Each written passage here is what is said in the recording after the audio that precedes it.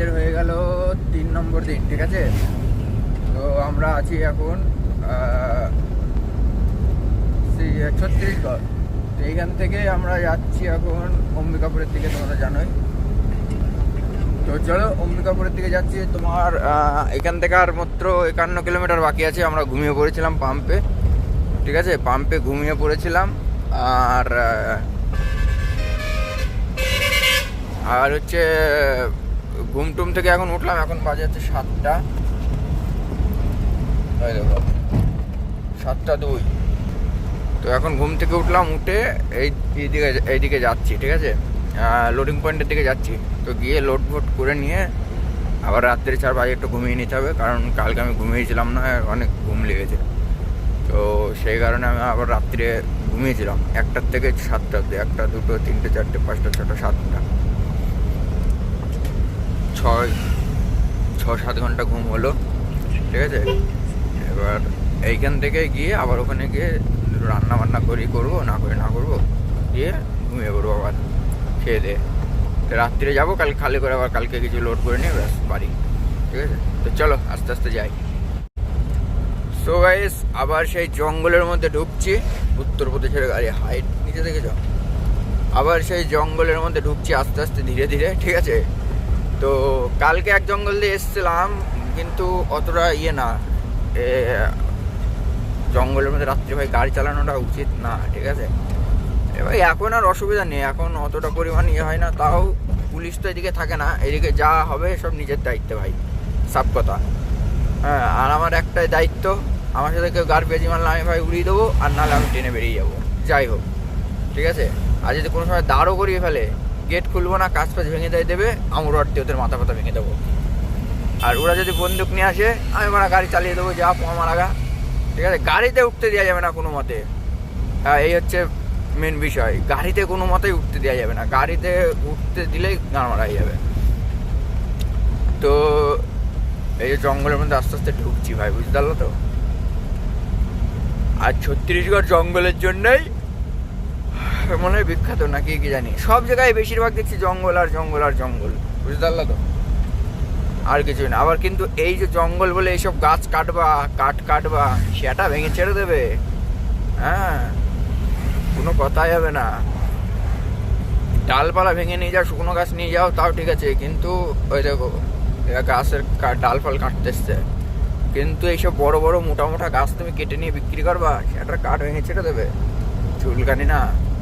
হ্যাঁ, তো চলো। সব ভাই সাপ কুয়াশা দেখো পড়ছে কিরকম।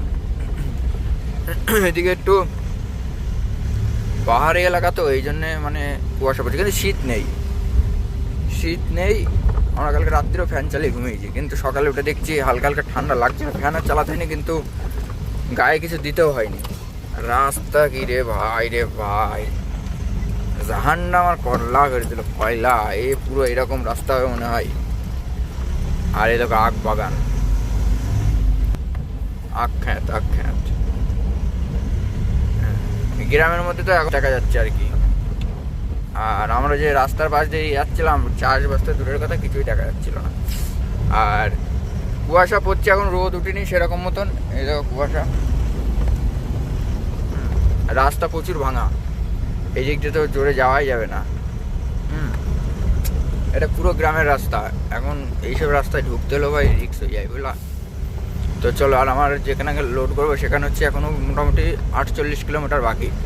এবার যদি কেউ এখানে ধরে, গান মারা হয়ে যাবে পুরো, ওই লোক তো আসতে পারবে না, ছাড়ালে আমাদেরই ছাড়াতে হবে, এই হচ্ছে ব্যাপার। এইসব রাস্তায় ঢুকতে গেলে একটু ভয় লাগে ভাই, ভিন রাজ্যে এসে একটু অসুবিধাই হয়, ঠিক আছে।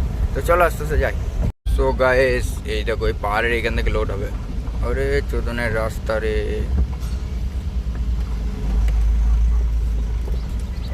দেখো রাস্তা দেখো বাড়া।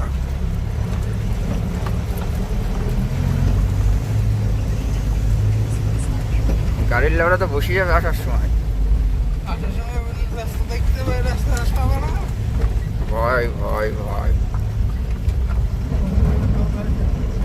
এইদিকে ভাড়া টেনশনেই পড়ে গেলাম, জানো। লোকজন বোধহয় এমন ভাবে তাকিয়ে আছে না, সে তোমার কি বলবো গো গুরু। এই দেখো ধান চাষ হচ্ছে এদিকে, ঘুরি বাবারে।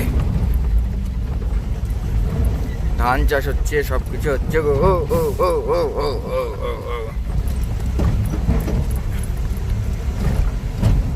আর এদিকে গাড়ি বলতে শুধু ট্র্যাক্টর, বুঝলো তো, শুধু ট্র্যাক্টর আর ট্র্যাক্টর।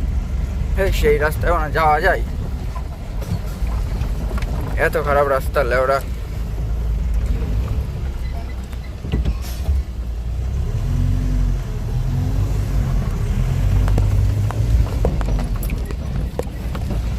গাড়ি ভালো বসেই গিয়েছিল প্রায়। চলো যাই আগে, রাস্তা খারাপ খুব। তো ভাই রাস্তার হালাত বিরাট খারাপ, বিরাট।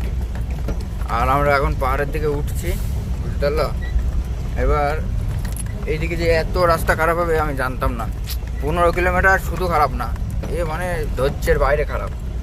ঠিক আছে, কোনো রাস্তায় দেখতে পাচ্ছি না আমি।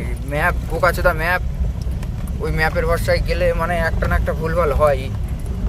দেখি এখন কত দূর কী হয়। আর একটা লোকজন নেই, পুরো ফাঁকা শুনশান। আমরা একা একা যাচ্ছি গাড়ি নিয়ে, ঠিক আছে। এখন আর ভালোই উঁচুতে আছি। ওই দেখো ওইদিকে সব নিচু, বুঝলা তো, গর্ত মতো। ওই দেখো। আর আমরা হচ্ছে উঁচু মানে টপে উঠে পড়েছি এখন, ঠিক আছে। কিন্তু এই দিক থেকে গাড়ি ঘোড়া যে চলে এর কোনো মানে প্রমাণ পাচ্ছি না। হ্যাঁ, আমরা বোকাচোদা ধরা পড়লাম না, বোকাচোদা সাজানো হলেও বুঝতে পারলাম না। এটা জল ফল সরাতে ধরুন। রাস্তা করছে ওইদিকে, বুঝতে পারলাম। আর রাস্তা এদিকে একেবারে ভাঙা চূড়া। তো আর সহ্য হচ্ছে না। এখান থেকে এখনো প্রায় 13 কিলোমিটার রাস্তা, 13 কিলোমিটার এইরকম যেতে হবে। কোনো রাস্তাই নেই, আর বিশাল ভাঙাচোরা, বিশাল। মানে একটু সমান হলেও হয়, বুঝতে পারলাম, এইসব রাস্তা যাওয়া যায়। কিন্তু সমান তো সমান, এর কোনো মানে ইয়েই পাওয়া যাচ্ছে না, ঠিক আছে। যে 2 নম্বরের ওপরে লাগাতেই পারছি না কিছু।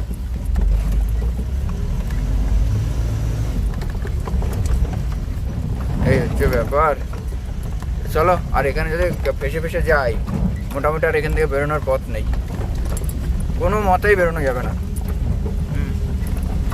এখন এখান থেকে হয় হেঁটে হেঁটে যেতে হবে পেছনে প্রায় 7 কিলোমিটার। তাছাড়া কোনো গাড়ি ঘোড়া তো এখানে চলছেও না, দেখছিও না। চলো আস্তে আস্তে যাই। আর দিকে পাহাড়ের ঝর্ণা, ঝর্ণা বলতে পাহাড় ছুঁয়ে আসছে জলটা ওই উপরে। ওই দেখো পুরো পাহাড়ের উপরে আছি আমরা। কিন্তু এইখানে আমার তো সন্দেহ সন্দেহ লাগছে একটু।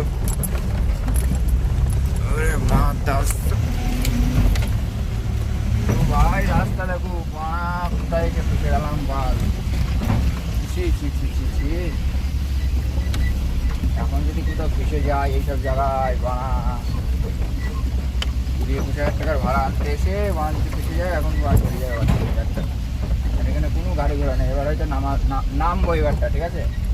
নিউট্রাল করেছি, পেরে ধরে ধরে নামবো। তেলই পুরাবো না গাড়ি, দরকার বললে আমার গাড়ি বন্ধ করে দেবো। এইটুকু আজ থেকে নেই নিয়ে আমার 10 লিটার তেল চলে গেলো। এই জলটায় মুখ দিয়ে দেখাস তো, জলটা ভালো নাকি, খাওয়া যায় নাকি দেখো। তো এখান থেকে জল নেবো, ছান করে গেলে হতো না এখান থেকে।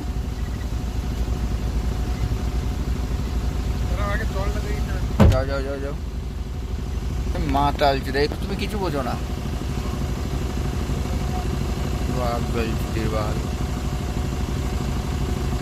খাওয়া যাবে, খাওয়া যাবে, দেখো খাওয়া যাচ্ছে না। হ্যাঁ, জল নিয়ে নাও, জল নিয়ে নাও সেটা। ভাই একদম শুনশান জায়গাতে রাস্তায় লোক চলে, কিন্তু মানে 0.00001% চলে। এই দেখো,